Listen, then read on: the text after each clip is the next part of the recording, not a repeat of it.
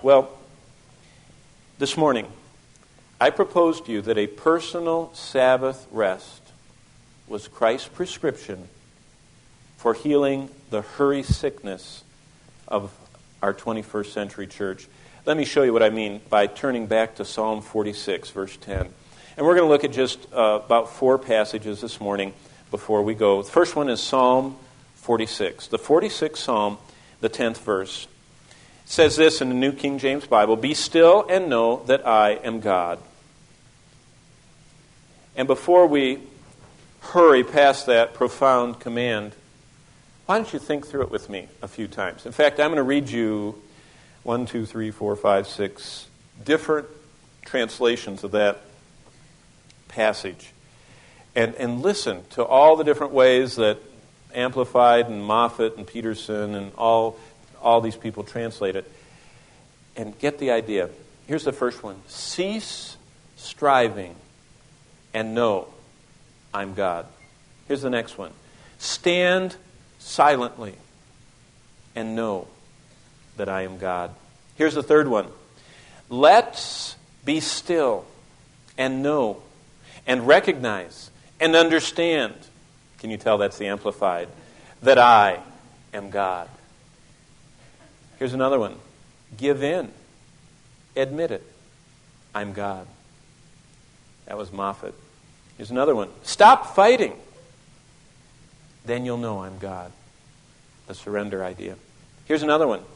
This is Eugene Peterson's paraphrase, The Message. Step out of the traffic and take a long and loving look at me. I am your high God. I'm above everything else.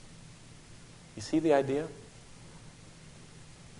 However you prefer to read it, that is an emphatic imperative.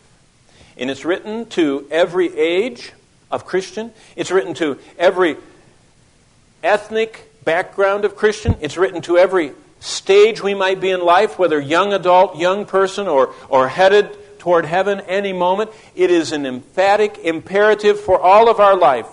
We are to be, whether employed or unemployed, single or married, whether we have children and our life is full or without children, we are all people whose God is the Lord, and He commands us, literally, to stop, to rest, to relax, to let go of everything until we make time for Him.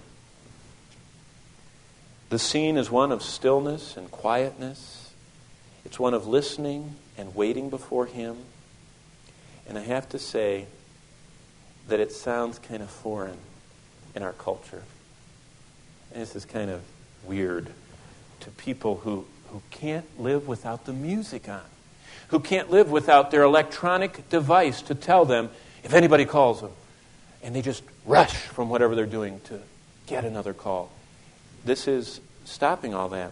Silence is indispensable if we want to add any depth to our spiritual life. One author put it this way: silence guards the fire within our souls. Silence will make us pilgrims. A personal Sabbath that we choose, not that someone lays on us, that we choose, helps us find stillness so that we can learn to bow before our God. That's what He's offering. Well, noise and words and frenzied, hectic schedules gradually dull our senses, gradually close our ears to hear the still, small voice of God. Gradually we become numb to His touch, desensitized. I've told you often about my roommate when I went to college. His parents have a 10,000-acre ranch down in Texas. And I used to go visit him, and we'd ride around. And actually, the cows are just covered. They have oil wells. And that's what they really have, that 10,000-acre oil ranch, because everywhere that they were just going like this, you know. But he'd drive me around to see their barzonas. And he would walk up next to one of those huge cows with a hat pin. Now, I don't suggest doing this anytime soon.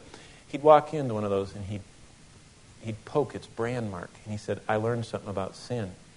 He said, watch. And he poked the brand mark, and the cow just sat there munching. Never moved. And he poked it with a pin. I said, Carl, you're going to get hurt. He says, no. Once they've been desensitized in that area. They don't have any feeling. He said, that's why I don't want to let sin into my life. It'll desensitize me. And I'll be like a cow chewing its cud, and I won't feel the prick of the Spirit of God. Do you know what a personal Sabbath does? It helps us not be desensitized to the still, small voice and touch of God. One scholar wrote this about the world we live in. It's full of words. They're just endless words. He said there was a time not too long ago without radios, television, stop signs, yield signs, merge signs, bumper stickers, and the ever-present announcements and billboards. All around us we see price increases, special sales, and there was a time before advertisements which cover our whole world with words. We live in such a world where it's hard to maintain respect for words. Words are just thrown out. And sometimes these words get on the same level. And a personal Sabbath gives us the stillness of our heart to come before God and listen to Him.